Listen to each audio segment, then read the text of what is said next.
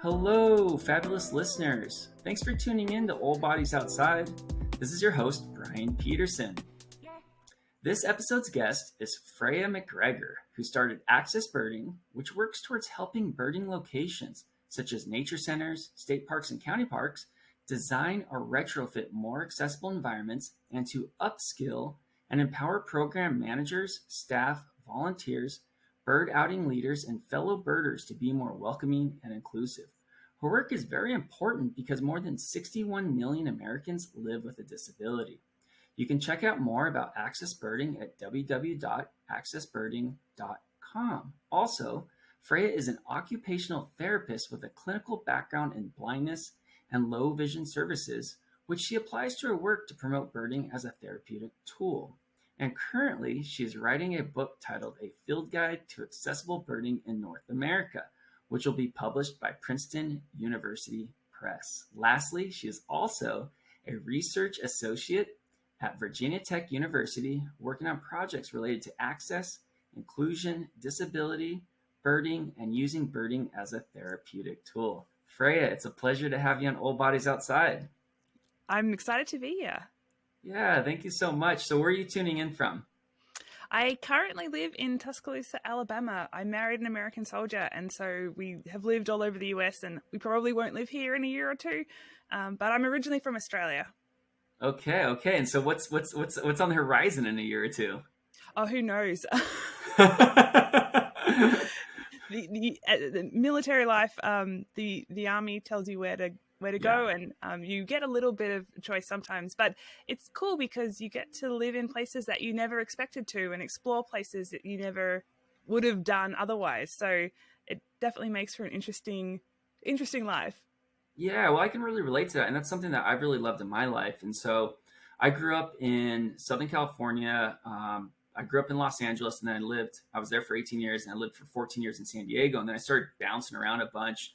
And lived in Boulder. Then I got into grad school, lived in Salt Lake City, lived in South Carolina, lived in Kansas. And one of the things I look back on and reflect on all that travels is I've lived in 4 very distinct cultural areas of the United States. I think it's just fantastic. So Southern California, Rocky Mountain region, the Southeast, and the Midwest. And it's like, it's been so cool. I've gotten to just learn about all these different cultures that make up Americans. And it's something that I really cherish.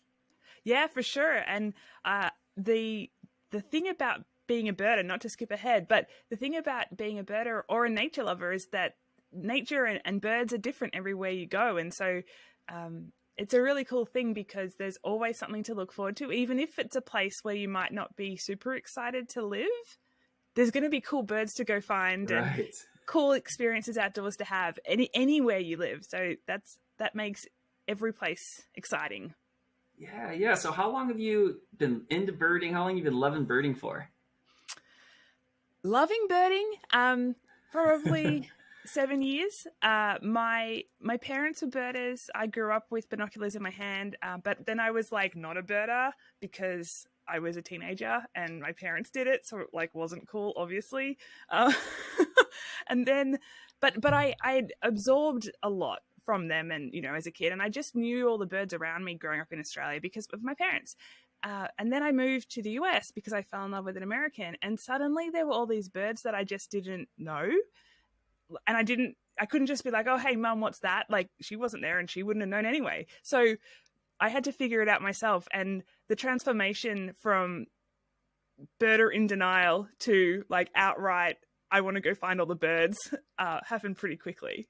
Yeah, well, that sounds really exciting the way that you put that too. And I'm a very novice type of birder, but it's something that I found in my late 30s. I definitely went and bought binoculars. I went and bought my Sibley's Field Guide and started checking off birds here and there. And it started with me in the Southeast. And it was because when I moved to the Southeast, I moved there from the Rocky Mountain region. Before that, I've been living in California. I really noticed very different types of birds, and my curiosity got really heightened. And so I acted on it, and it was something that brought a lot of great benefits with it. Yeah, absolutely. There is so many cool things, so many health and wellness benefits, and just like life benefits to enjoying birds and all the things that can bring you if you seek it out. And yeah, as you say, the birds in the east are very different to the birds in the west or in the mountains. to the coast, or, birds live in different places and all over the world they're different, and it can feel a little overwhelming when you get started, but it's also an exciting thing because nobody knows everything there is to know about birds, because if they did, we wouldn't have like folks at the Cornell Lab of Ornithology, doing all this research on birds, and all kinds of other places doing more and more research. And so you can dig as deep as you want with this hobby. You can make it a profession. You can just leave it as a casual thing. You can take it as far or as gently as you want. And that's a really cool thing too. Yeah, and I've definitely taken that gentle approach. And one thing that I really love about birding is there's a lot of details. There's a lot of details in the visuals, but there's a lot of details in the bird songs, and that's something that really fascinates me a lot. For sure. And that multi-sensory experience that birding can be is one of the reasons that makes it so accessible to different folks. Bird watching is sort of a bit of a misnomer, because most folks bird by ear to some extent, even if they're not, like, many people would say I'm not very good at birding by ear. I include myself in that category, but I hear birds and then I turn and look to see who's making that noise, So most folks are birding by ear to some extent. And then, of course, there are folks who are blind or have low vision who are not bird watching necessarily, but they can still be enjoying birds by ear, because birds make all these different noises and different species make different noises. And so if you know the call, like in the same way as if you know what they look like, you can identify them. In fact, Yeah, there's a few like pairs of birds that look almost identical, and it's almost impossible to visually tell which one is which. But if you hear them, they sound quite different. And so if you think that birding by ear isn't like real birding, it's not correct at all, because there's all these birds that you wouldn't be able to tell apart out in the woods unless you hear them vocalize. yeah. Well, birding definitely is wonderful. It's something I really enjoy a lot. And so, transitioning our conversation into some of the work that you do, I kind of wanted to just hear about the background. We've heard a little bit about the background so far, but what about, starting up and getting your work, making this a profession? What's the background and context that led you to doing that? Yeah, so I'm an occupational therapist, and occupational therapy is all about helping folks do the things in their everyday life that bring them meaning. Occupations are things that occupy your time, not just your job. Things like birding, or cooking dinner, or reading, or maybe working, driving your car, having a shower. And many folks who have an injury, illness, or disability have difficulty doing things in their everyday life. So occupational therapy is about finding ways to modify the environment, or teach new skills to the person or the people around them, or provide adaptive equipment to empower independence in whatever it is that is important to that person to do. My clinical background as an occupational therapist is in blindness and low vision services. And so, that this whole like birding by ear and birding rather than bird watching thing is really close to my heart. But as I said before, birding, nature therapy, spending time in nature, there's so much evidence that supports spending time in nature as being beneficial to us from a health and wellness perspective. And because birding is such an inherently modifiable activity, there's so many ways you can go birding. You can hike down a trail, you can go car birding and use your car like a bird blind and sort of like sneak up on birds. They don't seem to mind cars as much as they do if you're like walking. They tend to go about their behavior. So car birding is a way you can go birding. You can sit in the spot, just whatever spot you want, on a bench or on a rock or on top of a mountain, and see what flies past. Or, if you're quiet and still, birds often come out and, go about their business in a way that they wouldn't if you just like blew past them on the trail. You can have feeders in your backyard or on your balcony if you're able to. And, backyard birdings are totally a thing. Yeah. Virtual birding even, there's lots of nest cams and feeder Right. cams set up all over the world, and you can tap into like a YouTube channel that's just beaming live from a feeder cam in Ontario or in West Texas or in Panama, and enjoy birds virtually, which for some folks, who are living with chronic fatigue or pain, that might be the best way they can enjoy birds today or this week or this month. And isn't that cool that you can enjoy birds through your computer as well? So because birding is such an inherently malleable activity, it makes it so accessible to so many people who have different disabilities and illnesses and access challenges. So yeah, it's such a cool thing to be able to combine my professional knowledge and experience and approach to this hobby that I have, that I believe everybody should be able to participate in if they want to, because it becomes like a human rights issue almost, that if there's all these benefits to spending time in nature, everybody should be able to get those benefits, no matter their skin color or their socioeconomic status or their disability status, or their age or whatever it is. And so, yeah, it's just something that makes me really excited, and it's really valuable work to me. Yeah, and I agree that birding is very accessible. It should be accessible to everyone, and everyone should have that right to nature and being able to have an experience they want. So as I was preparing for this episode, one of the things I saw was, I think I saw somewhere on your website a picture of someone on a wheelchair, and they're on like maybe a little bridge or something like that, and they're getting blocked by a piece of wood that's about like 4 feet high, that's a railing. And they can't see out at all. And so I feel like that's a great example of, something that you might, focus in on, so that that person at wheelchair their view's not getting blocked by that railing. Yeah. And that's a classic barrier that we find at a lot of birding locations, like hiking trails or places that have a viewing platform or an observation deck. Folks who are using wheelchairs or scooters, or who need to just sit down because they have bad knees or something, very often the design of these safety barriers, and safety barriers are really important, like we don't want to fall off cliffs, but there's so many different ways to design safety barriers, and unfortunately most of them seem to have a plank of wood flipped up to make the largest possible horizontal visual obstruction that it can, because the people who are designing it are all standing people and they've never thought about this. And if you're hiking, maybe it doesn't matter. And if you're using a wheelchair and hiking and you get out to this spot, like you got out to the spot, that's cool. Maybe you're not super worried about it. Or if it's like on a bridge, that's all right. I know there's a stream there. I'm not too worried about seeing it really well. But if you're looking for birds, that becomes a massive visual barrier. And it's a thing. It really is a thing. Even like lots of bird blinds, designed so that you can get close to birds and the birds don't sort of notice the movement going on behind that wall or inside that building, so you can get up close and see what's going on. Many of them will have windows that are only at the height of standing people, like their eye line. And little kids, folks who are really short, like there's all kinds of people, not just wheelchair users, who are being excluded from that experience now, because the people who designed it or built it didn't think about the fact that humans are inherently variable. Yeah, and very much so. And we need to design things on purpose to be inclusive and accessible. Yeah, well, it sounds like your work really helps a lot, because people are designing these places, they're probably able-bodied and they're designing for access, but they're not bringing in all perspectives. I think that's what is so important about your work, is being able to say, hey, there's different perspectives out there. Let's make sure we cater to those too. Yeah, exactly. That's inclusion, right? And inclusion and access tie in so closely, because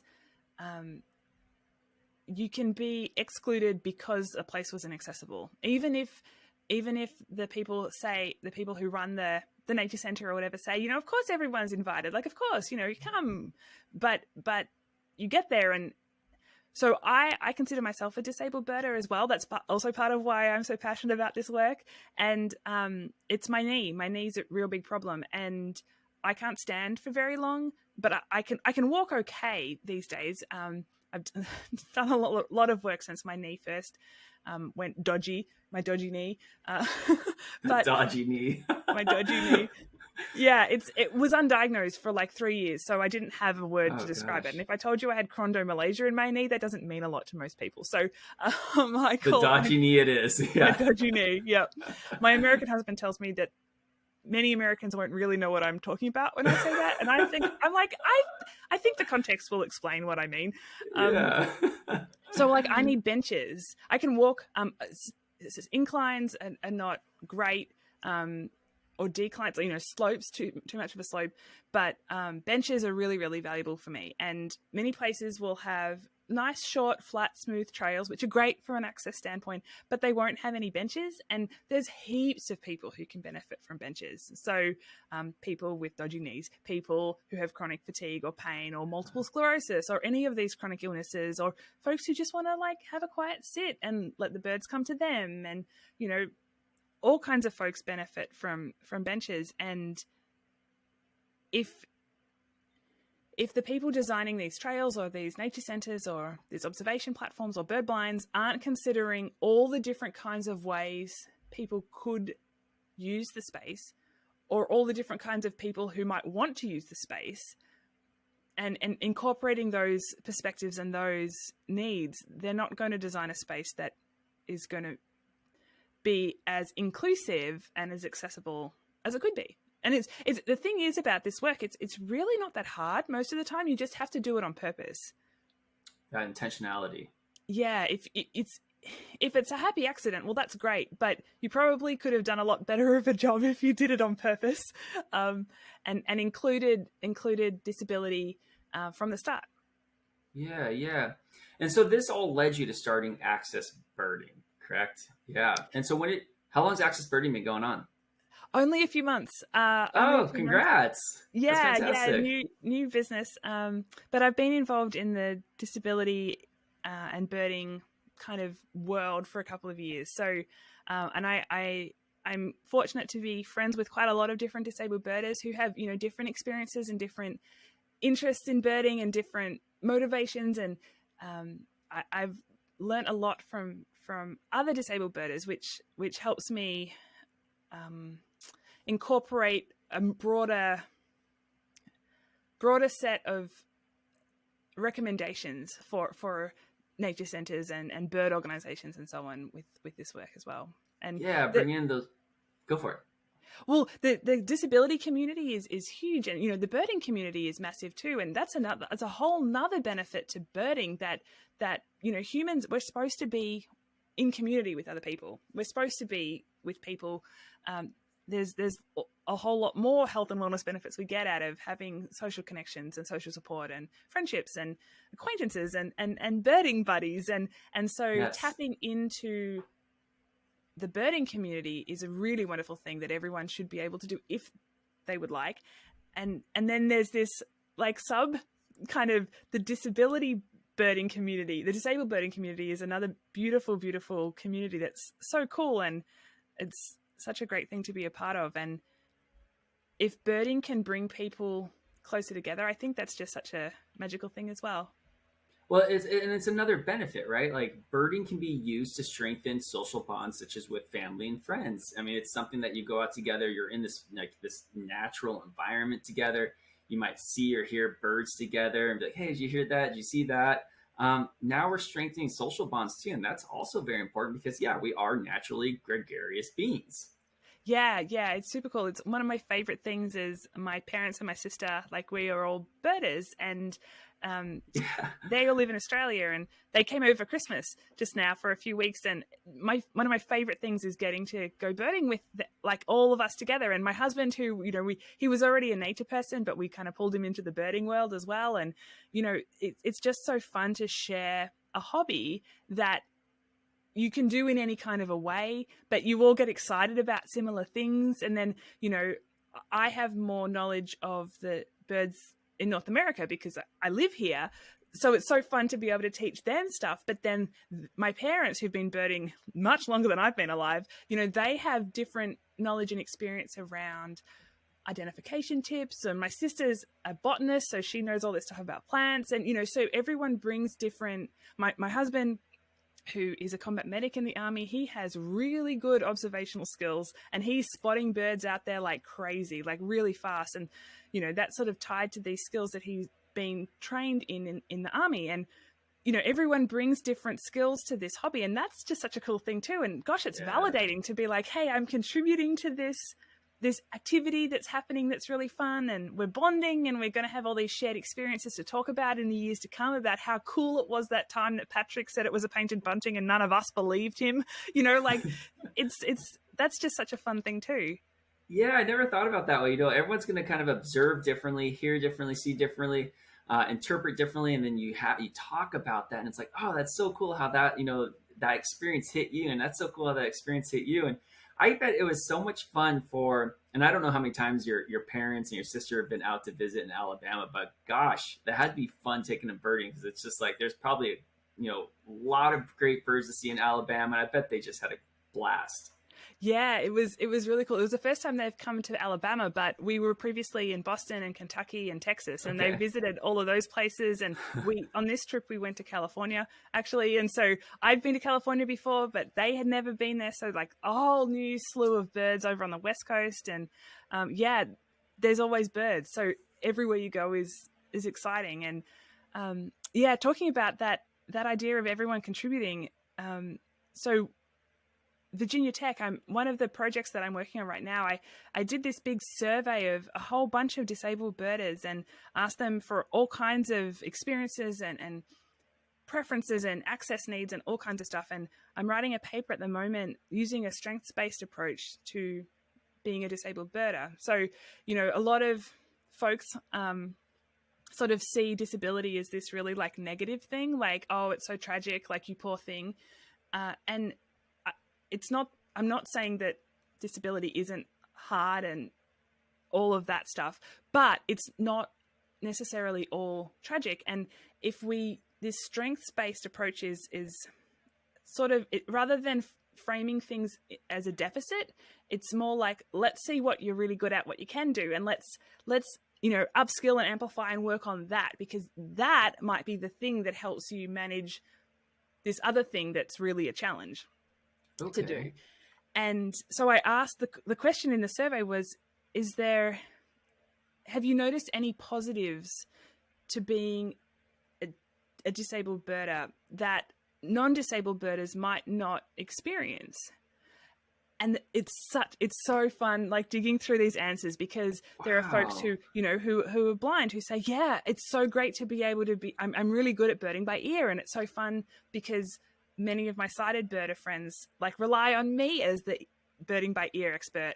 And there's people who say, yeah, because I have all these chronic fatigue and chronic pain issues, I have to sit down a lot, but all these different birds come to me and they get used to my presence, and I'm used to having to be really patient with myself, which means I can sit still and let birds come out, and I see stuff that everyone else misses. And my favorite one, there's been a couple of folks who are autistic and who've shared that they have sensory sensitivities, which can be really disabling in different environments. Really loud noises, for example, can just, for me, it's just a loud noise, but for them, it can be like actually painful and really hard to deal with.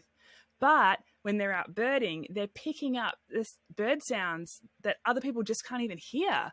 And they know exactly where it's coming from, and they can tune into the bird sounds in a whole different way than anybody else. And so instead of this sensory sensitivity being this like problem, it's actually this incredible strength when they're birding. And Yeah. it's just so cool. And yeah, so even if you don't have a disability, like everyone has different skills and different knowledge and different interests, and we all bring things that make us all richer together. And that's just such a cool thing.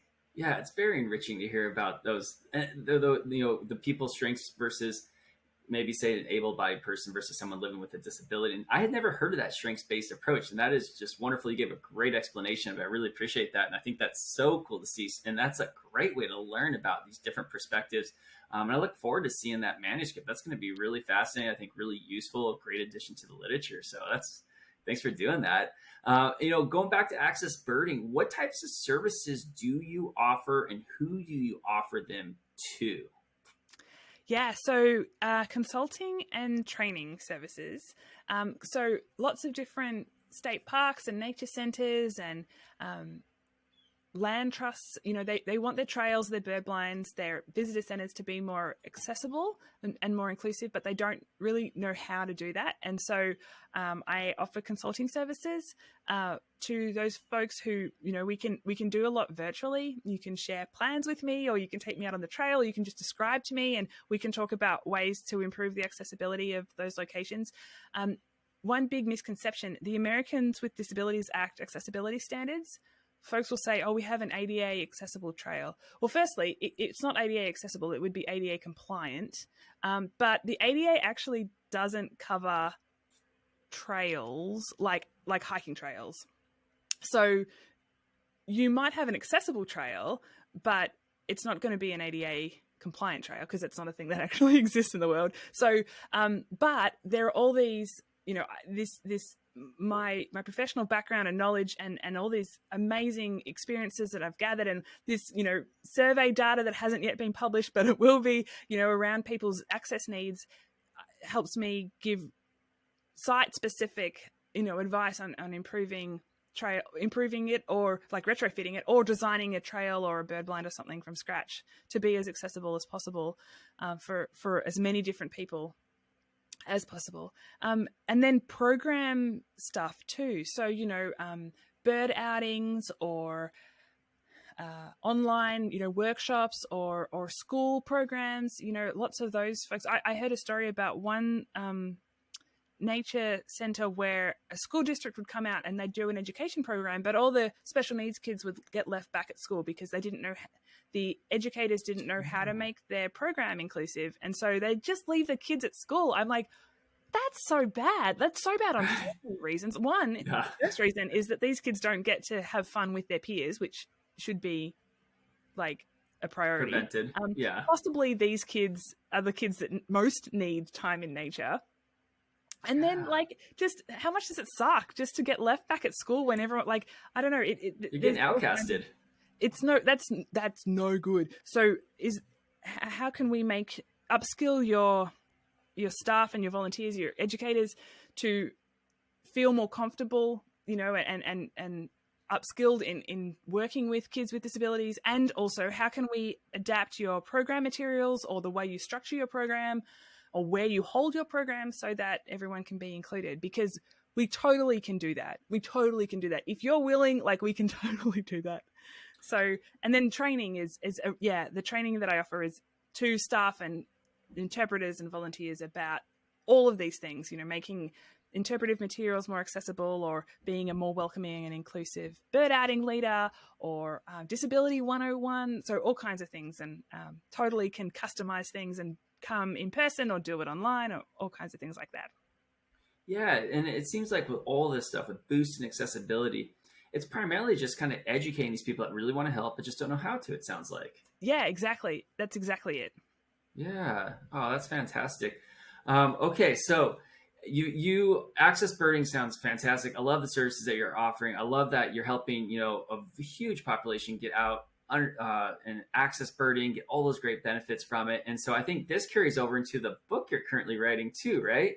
Yeah. And so sure. What's the title of your book again? So tentatively titled A Field Tentatively, okay. Yeah. I have never written a book before. I'm learning a lot. The publishers apparently decide towards the end what actually the title will be. So tentatively titled A Field Guide to Accessible Birding in North America. So it's a bird travel book, or a birding location finding book. There's lots of books like that around. There's a couple on the shelves behind me for places there's one from Maine, there's one from New Hampshire behind me, there's one for Southeast Arizona. Sometimes they're state, sometimes they're more local than that, helping folks find places that have really great birding opportunities.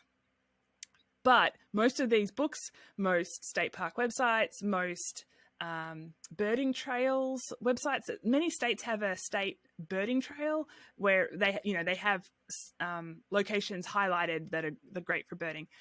They just don't include the level of accessibility information that many disabled birders need to know before going. And some folks totally happy to show up and just see what it's like and give it a go, and whatever works out fine. But there's also lots of folks who, driving 3 hours out of the way to a place that they can't even get to is really, really frustrating, especially if you have limited energy to do that. You don't want to be kind of let down at the last minute. So this book is highlighting 3 to 5 birding locations in every state that either have fantastic accessibility, physical accessibility, and really good birding, or that have like birding spectacles or like an endemic or specialty bird that lots of people really want to see,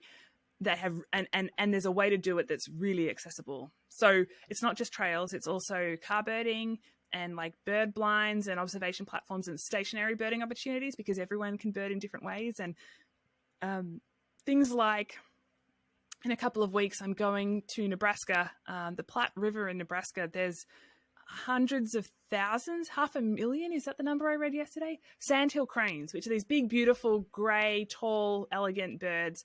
And they're migrating north.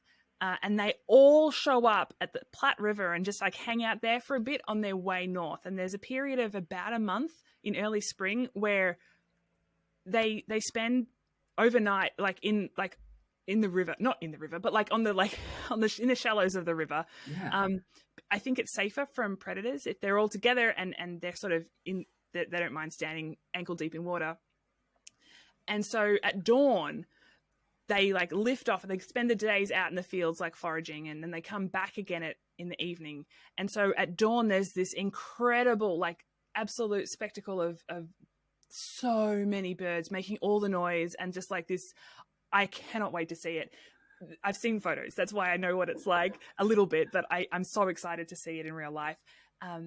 Yeah, and they go off, they lift off the river and they make all this racket, and then they come back again and at dusk. And there's a couple of places where there are bird blinds set up so that you can get kind of close and see this really like intimately without scaring the birds. But are those bird blinds as accessible as possible? I don't know that yet. So I need to go and see before I really want to include this place, this experience. This is one of those like, you know, possibly like top 5 North American birding opportunities ever. Wow.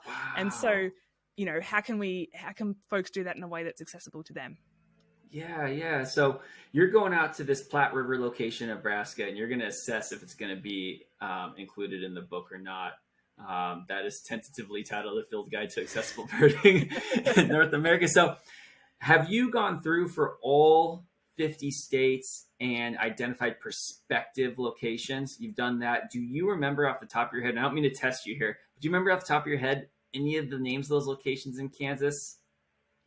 Kansas, yeah. So there's 2 places that seem to be standout birding places in Kansas, and I probably am going to say this name wrong. Quivira National Wildlife Refuge? Yeah, I don't know.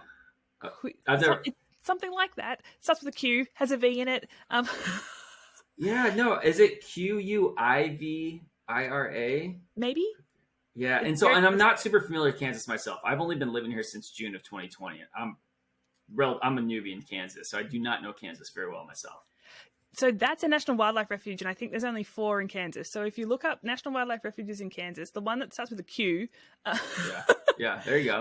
I just don't know how to say it because I haven't been, and no one's told me how to say it yet. But the other one is Cheyenne Bottoms.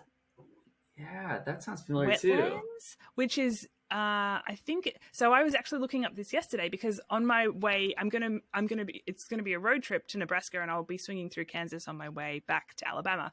So trying to find places that are worth checking out for the book in Kansas. And Cheyenne Bottoms, both of these places are big wetlands, and it's like these wetlands in a sea of prairie, and sort of like the sandhill cranes further north in Nebraska.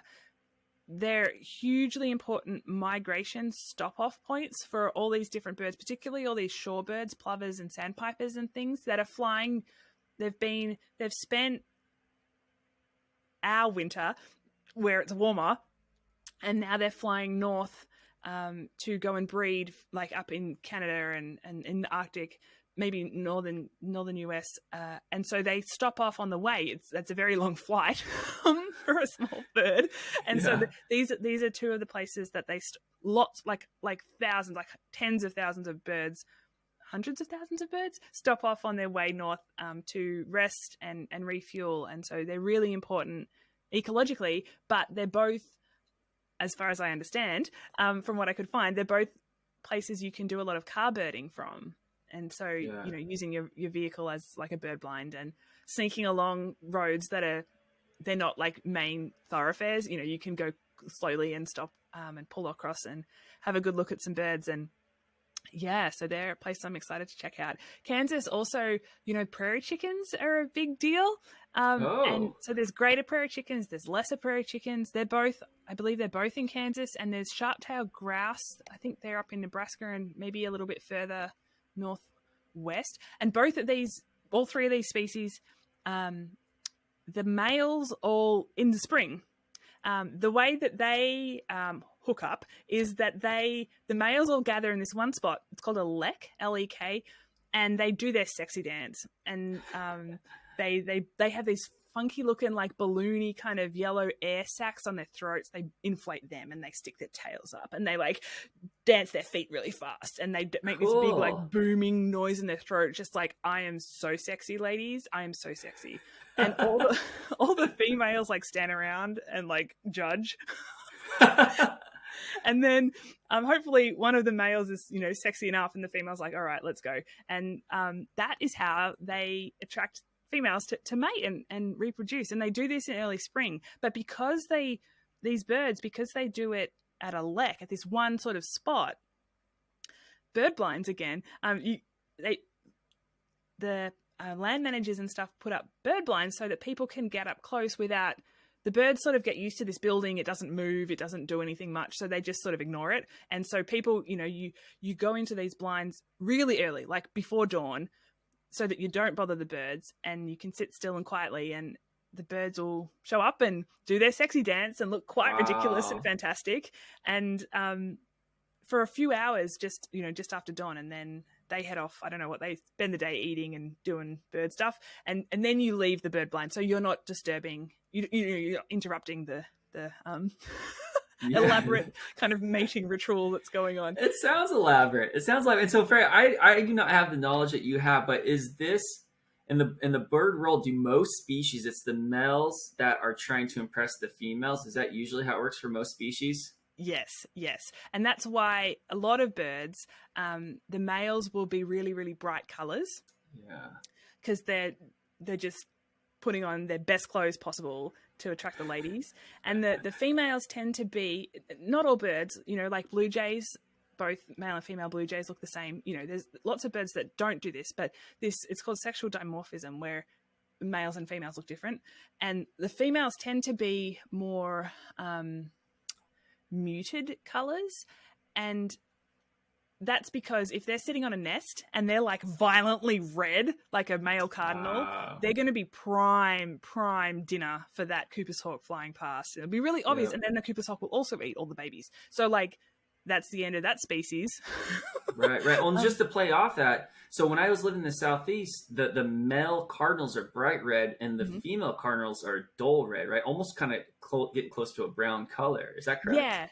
Yeah, browny tanny. There's a bit of red on their wings, just a little bit, but they're nothing as bright as the men. And there's a really cool kind of push within the North American birding community for a couple of years about female birds. And, there's often been this like, oh, well, the female birds are boring. Like, let's not look at her. Like, she's just whatever. She's just dull, boring. And does it feel a little sexist maybe? So Absolutely. this like effort to like enjoy, the subtleties of these. That's what I was thinking. Different shades of brown and tan and pale green. And they might not be as like violently bright as the males, but that doesn't make them any less important and worthy of love. And it turns out that a lot of these warblers, these little bright songbirds, where the males are often bright and the females are often not, they spend the northern hemisphere's winter in Central and South America where it's warmer. And it turns out that the females, some species, the females winter in different habitats than the males, which means from a conservation standpoint, if you are only protecting the habitats where the males spend the winter, you're not going to save the species, because they're not. Right? If the females need different habitat and the habitat's being logged or whatever it is, they're not going to be able to come back and breed, and you won't have successful conservation. So it's actually really important not to discount the female birds from a conservation perspective as well. So that's kind of fun. Yeah, and that's like, that translates to like, people's hunting practice. Not that we're hunting birds here, but hunting practices are similar to that. You want to make sure that the species continues to propagate. Right. And it's interesting, the hunting, I don't know very much about hunting, but I do know that there's a lot of really important conservation work that the hunting community has done particularly for waterfowl, ducks and geese and stuff. Because if you don't look after the habitats that they need, they're not going to be around for you to hunt or to enjoy without hunting. It's all the circle of life and the web of we're all connected. So well, I've seen that in my research with in some spaces, not all spaces by any means, but hunters get a bad reputation. And from my research standpoint, hunters often bring some of the highest levels of conservation so they can continue doing what they're doing. And conservation is highly associated with hunting, and I think that's a misconception of people a lot of the times.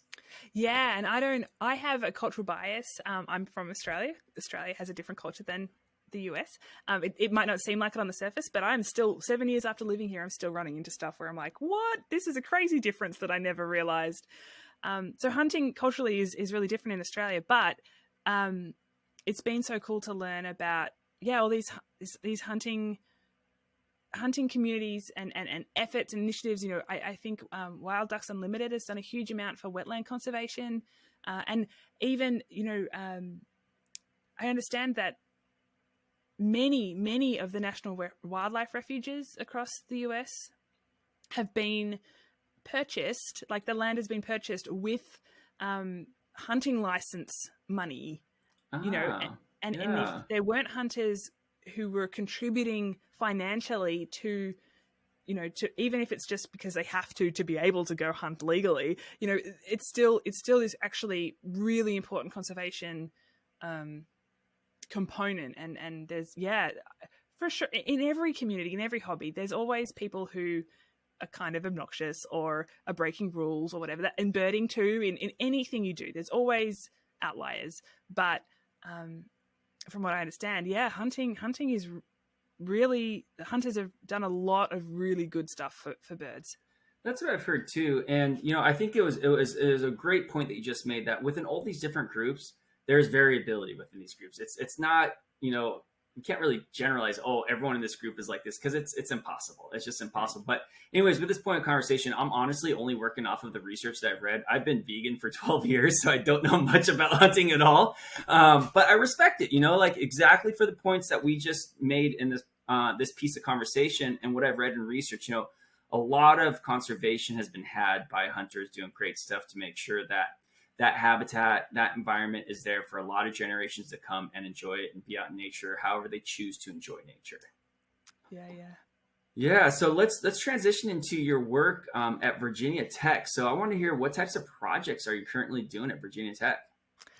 Yeah, so I'm I'm working in a social science lab, which is really cool. I'm an occupational therapist, not a social scientist, so I get to learn a lot in that world that I don't know about. And this lab is under the Department of Fish and Wildlife Conservation. So this idea that, you can protect land, but if you don't engage people about why you're doing it, or you can make rules like, please keep your dogs on a leash on this beach, but if you don't help the dog owners or the people who want to use the land understand why, you're not going to have a buy-in, and we're not going to have as good a benefit for conservation as we could if we engaged with people because we're part of this ecosystem, right?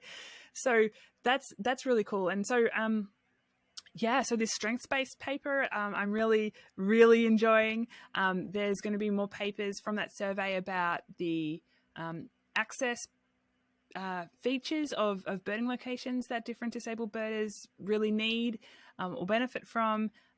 The welcoming and inclusive birder stuff is really important to me. So, in occupational therapy, everything you do happens within the context of 4 environments. This is one of the models of practice. This is how I do occupational therapy.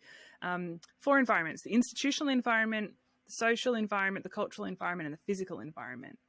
And sometimes we can impact those environments to support someone doing a thing. So, we've talked a lot about modifying the physical environment, like having more benches or making railings that don't have a really thick, like, top railing. But the social and the cultural environments, that's like the people that you're engaging with, or, these the birding organizations that are running the programs that you want to be part of. How can we modify those to make sure that people feel welcome and included? Because if someone's receiving sexist comments or ableist comments, or people are just dismissing them when they ask, can we go a bit slower so I can keep up? That's the social environment that's playing there, or even the cultural environment. And if people are feeling unwelcome, and excluded, they're not going to come back. And so if we want to, if we want birding to be accessible and inclusive, like, we've got to make sure that the spaces the human level kind of spaces we create are welcoming and inclusive. So I do a lot of work around that in general, but that research around what makes bird outings and what makes bird outing leaders, what is that makes them welcoming and inclusive and friendly and supportive, and not talking down to people or dismissing people, things like there's lots in that. So and that's very important. I mean, we do that a lot with my research too. My research is looking how to boost conservation ethic, and so that's the approach to conservation. How do we boost conservation ethic across all different types of groups and whatnot? And there's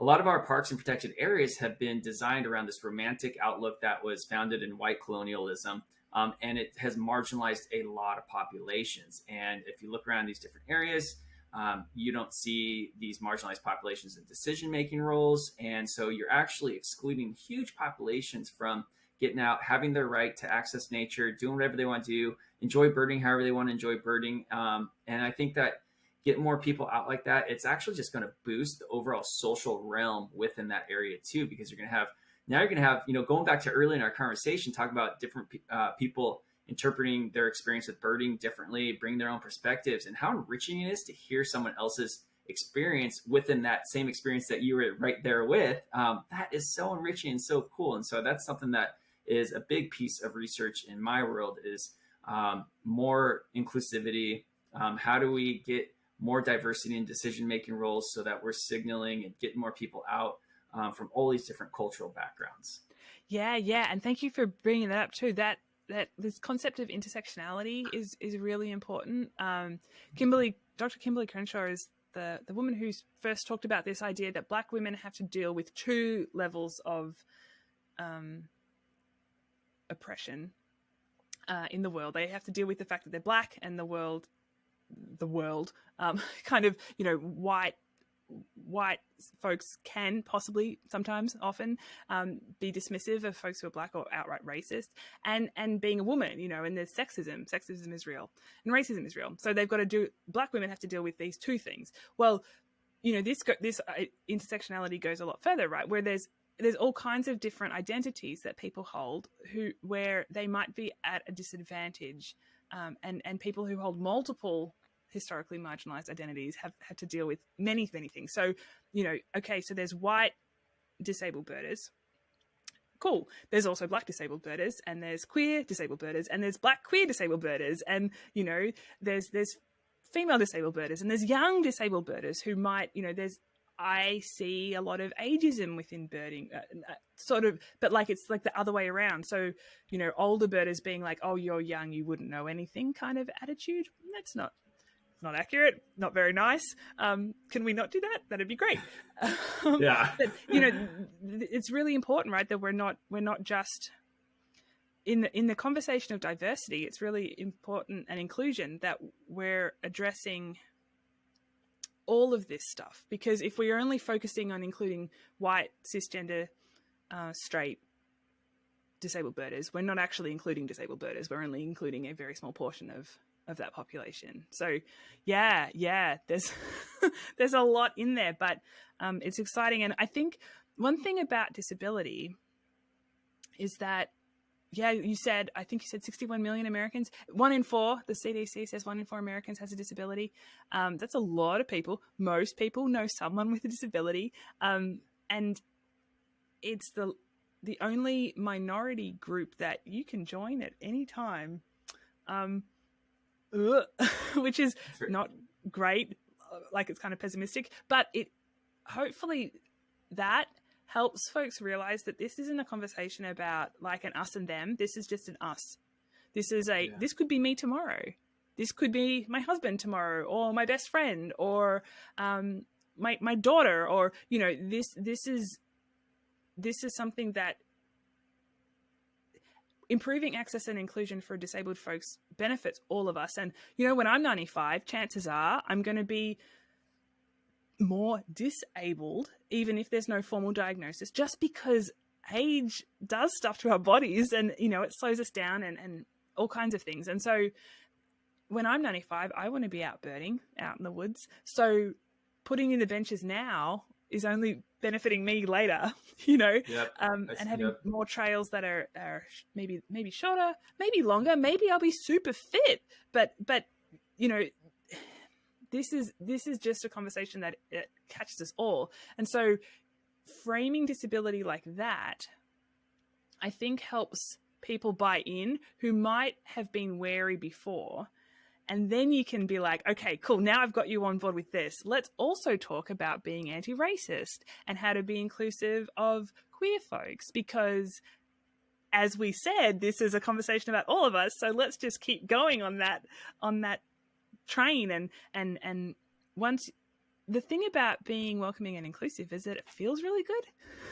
Like we get a reward for doing it. Like, it feels good to be kind to other people. And so once you get people on board with that, I think it can be an open, people who might be wary or have some really deep biases against like other folks who are different to them, you might be able to catch them through the lens of disability and then kind of do some work that way, which is kind of cool.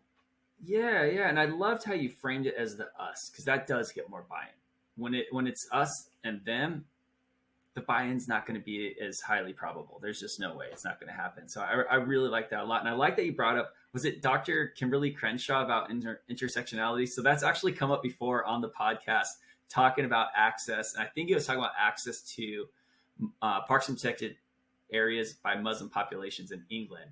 And I think it was one of those episodes talking about access, though. And that intersectionality aspect is so important. And I think Dr. Kimberly Crenshaw, did she study a lawsuit that happened at GM? And I think one of the lawyers used intersectionality for the first time, coined it during that lawsuit process to say, hey, we have women here, women that are Black, like they're these two marginalized types of people are intersecting in this situation. We need to look at it that way versus like either are they women or are they just Black, instead of separating it out. Right. You can't, like, I'm Australian and I'm a woman. I'm not Australian or a woman. Like, I'm both of these things. You can't pull one of them apart from me. I just am.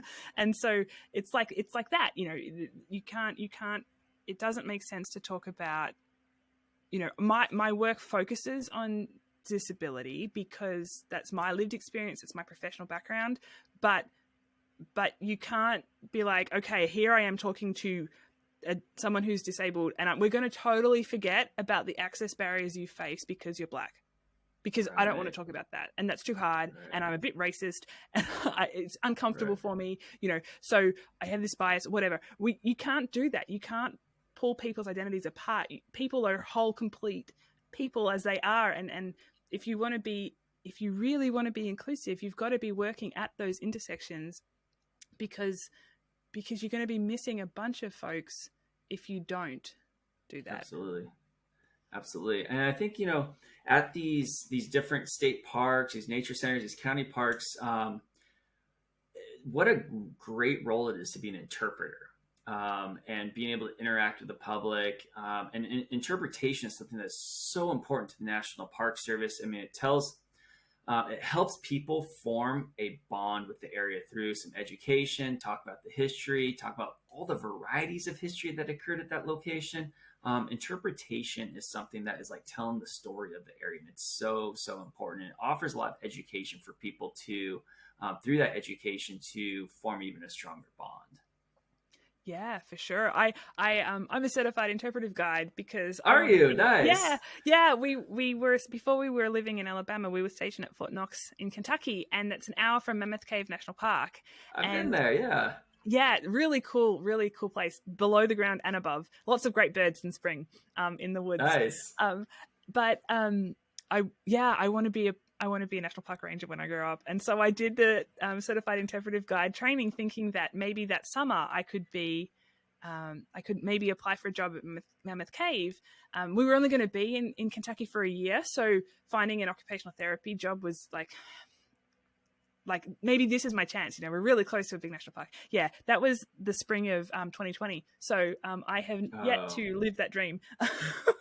There was no Oh. jobs going at Mammoth Cave during the pandemic, the early days of the pandemic. But yeah, interpreters have such a cool job, but also a real responsibility to do it in a way that's sensitive and that's also inclusive. And Yes. Yes. as an interpreter or an environmental educator or a bird outing leader, even just the inclusion of the people in your group, there's so much stuff you can do. Again, it's really not hard. You just have to do it on purpose. That can help Yes. people in the group that you're working with right now feel included and welcome to be there. And it's really fun for me like training people up in this, because they're like eyes light up like, oh, I can totally do that. That really isn't that hard. I just didn't know that they were the good words to use, or that tiny attitude adjustment would make such a difference. And Right. that's one of my favorite things to do is help upskill interpreters and environmental educators and yeah, Nice. outing leaders and stuff, because it's, you have, as a leader, you have real influence over how the session, the outing, the event, the program is going to run, and how people are going to respond in it. And you don't have all of the control, but you have a fair bit of influence on that. And it's such a, again, being inclusive feels really good. So it feels really good to feel confident in your skills to do that well. Yeah, being an interpreter, as you said, you have a big influence, and I'm going to tie this to my field of research. You have a big influence on someone's experience, and Right. that interpreter has an effect if someone has a high quality experience versus maybe something more diminished. And I think it's so important that these interpreters, and this is done widely, they go through a lot of education like you did to become an interpreter. And this is why we offer in our undergrad program at Kansas State University an interpretation class. Like, it's really important. And it's really great work, and it helps a lot with conservation ethic too. For sure. Yeah. And the more people who come out of those interpretive programs feeling good and feeling inspired and feeling provoked, the more they're going to think about what you were sharing with them, and maybe go and act in some way that is helpful. And so Yeah. you definitely want to make sure that you're not, unintentionally, most likely unintentionally, excluding Right. someone or a group of folks in that program, because there are a bunch of people who may not go and act for conservation or whatever else it is. Yeah, it's a bit of a responsibility, but it's a cool one. It's a very cool one, and it is a responsibility. So I want to hear about you as a birder. And so the next question I'm going to ask might be largely based off of context, but and location, that is. But what's your favorite time of the day to go birding? Anytime. I love it. I love it. Oh, that's a perfect response. There's no wrong. Birds are in every habitat. They are in the densest urban areas. They are in deserts. They are in Antarctica. They are in the middle of the ocean. They are in neighborhoods. They are everywhere. So there's no wrong place to go birding, and there's no wrong time to go birding. Birds are out and about. They are. Generally, the advice is that, like, early in the morning tends to be more productive if you're trying to catch up with more species, or, you know, birds are often calling, particularly in spring, they're often calling early in the morning because they're like, hello, I'm here. This is where I live. You're not invited. This is my territory. Ladies, you're invited. That's what's happening in my backyard right now. I woke up this morning with a cardinal. Pew, pew, pew, pew, pew. They You sound got a like, party going on back there. oh man, like I'm trying to sleep. Do you mind? Cardinals sound like little laser guns to me. Pew, pew, pew, pew. They have a few different calls, but anyhow. But primarily the laser gun. The laser gun. Pew, pew, yeah. If that's a fun trick, if you're, you know, trying to learn birding by ear, there's lots of these little mnemonics that you sort of make up sentences or phrases that the bird sounds like it could be saying, and that kind of helps you like learn the call a little bit. So for me, cardinal sounds like a laser gun. Gotcha. I didn't know. I've never heard that before. Oh yeah, there's a whole stack. Some of them you have to use a little bit of imagination, but like white-throated sparrows, they say that they say, "Oh, sweet Canada, Canada, Canada, Canada." Oh, nice. So next time you hear a white-throated sparrow, you can look it up. You can play bird calls on the internet or on your phone. But yeah, you sometimes you have to stretch it a little bit. But barred owls, big grey, beautiful owls, they say, "Who cooks for you? Who cooks for you all?" Oh, wow. Kind of. Anyhow, that was totally an aside. I've never heard this before. Yeah. Bird sound mnemonics. I don't recommend Googling it because you can end up with this gigantic list of stuff that's just totally overwhelming. but look, Google for a specific species and learn them like one by one, so that it's not just like all these sentences that make no sense in the world. but it's got to boost the memory. Yeah, right. So that you remember the call. Yeah, right. It's a memory trick. Right. Otherwise, you're like, it sounded like, like, you know, it's most people like that auditory kind of memory stuff is challenging. But yeah, so a lot of birds make a lot of noise early in the morning, particularly in spring and summer when they're establishing territories and breeding and trying to tell everyone who's the boss and where the sexiest man is. So they say early in the morning is the best time to go birding, but not everyone wants to be up early in the morning. Not everyone can get out and going early in the morning. Right. Not everyone wants, like, I like to sleep.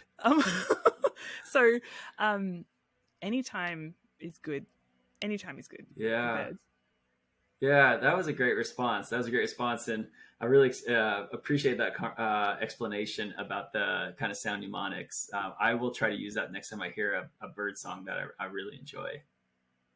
Yeah, and it's fun if you know what the bird species is. You know, you can go and look up and see if there's like a sort of like established mnemonic. But you can just make your own up. Like there's same with bird names, by the way.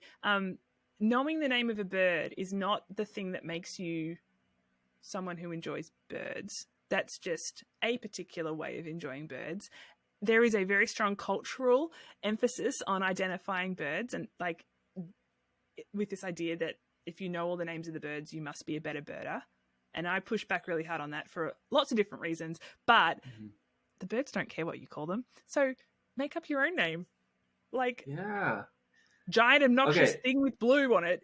You could blue jays can be very aggressive, so some people think they're obnoxious. That's probably mean to say, but you could call it that if you wanted. Like whatever. They don't know, yeah. Or this beautiful, spectacular. I have a wooden blue jay just behind me, where I'm sitting. I like blue jays a lot. They are just very loud and they can be quite aggressive to other birds, and so some people hate on them a little bit, but they're spectacular and they're so blue and they like sparkle almost like the iridescence in the blue feathers and make sparkly bluebird, like whatever, call birds whatever you want. Yeah. Well, I love that iridescence quality, especially like I remember seeing that with just city magpies in Salt Lake City. Their black feathers had a green and a purple iridescence to them. It's just beautiful. But I also wanted to touch a little bit more on the sound mnemonics. So this next week is our spring break at Kansas State University. And so I'm taking the family to a cabin in Northwest Arkansas. It's about 5.5 hours from where I live. And I got a 12-year-old and an 11-year-old, and I'm going to try the sound mnemonics with them, and we'll just pick it up because it'll be fun. Yeah, absolutely. And so there's a really cool app that's free called Merlin Bird ID. Uh, Okay. and it's designed, run, created by the Cornell Lab of Ornithology. So really, really well respected bird research institution. And it's a free app, and it asks. There's a couple of really cool things on it. There's a series of questions it asks you that are pretty like straightforward questions about a bird that you've seen. It asks you the place, because different birds live in different places. It asks you the date, because at different times of year different birds will be there. It asks you like the relative size, so like sparrow sized, pretty small, to like crow size. Crows are pretty big, and there's like 5 points along that kind of spectrum. And it asks you 3 colors that you up to 3 colors that you noticed, and it asks you for a behavior question, because different birds do different, like, behave in different ways. So like, was it on trees or bushes, or was it on the ground, or was it soaring? And then it spits out a list of birds that the bird that you saw, this mystery bird, might be. And it doesn't always get it right, but it tends to be pretty close. And it's a really cool way of starting to tune in to the birds around you and who they are. When you can also look up, I use it all the time, not for that so much, but my identification is, advanced intermediate is kind of a bit of a joke, right? Like I'm decent at that stuff. No, not an expert, but I'm pretty decent. But you can use it like a field guide. So you can type in a specific species and see different photos of the male plumage, the female plumage. Sometimes like baby birds look a bit different. Like their first year, they're like little kids. They haven't kind of matured yet. They might look different if they're soaring versus if they're sitting, and then there'll be a description and a range map. And so I use it a lot for that, where I'm like, I wonder, should white-throated sparrows even be here at this time of year? I know that what I think I heard was a white-throated sparrow call, so I can look up and see the range map. And the other thing that's really cool, the relatively new feature in Merlin, is there's a sound ID. So you press like the record button, and it's like Shazam for birds. Apparently, I don't know if I'm too young for Shazam, or it didn't make it to Australia, or what. But I don't know what Shazam is. But you play it, you record it, and it records the sounds around you, and it'll like identify what birds are making those sounds. Way. Which is really cool, and that can help you learn about birding by ear, because you're like, I have no idea what sound that is, and Merlin's telling me it's a tufted titmouse. That's really cool. And so then you can start like really listening hard, and maybe you'll go home and like look up, using it sort of like a field guide, look up a tufted titmouse, you play a couple of the sounds, like, oh yeah, Peter, Peter, Peter, Peter, Peter. There's the mnemonic for tufted titmouse. There you go, yeah. Like, Peter, Peter, Peter, Peter, Peter. Oh yeah, okay. and sort of practice it and get more familiar with it. And then maybe next time you go out, you'll be like, hey, isn't that tufted titmouse? Oh, I think so. So that's a really cool tool, and it engages. The other thing that's really cool with that, when you play the calls or when you're recording, it has a spectrogram, and that's like a visual representation of sound. And so I don't know that much about sounds. I'm not an audiologist, but different sounds kind of register on the spectrogram in different places. So the quality of the sound and like the pitch, or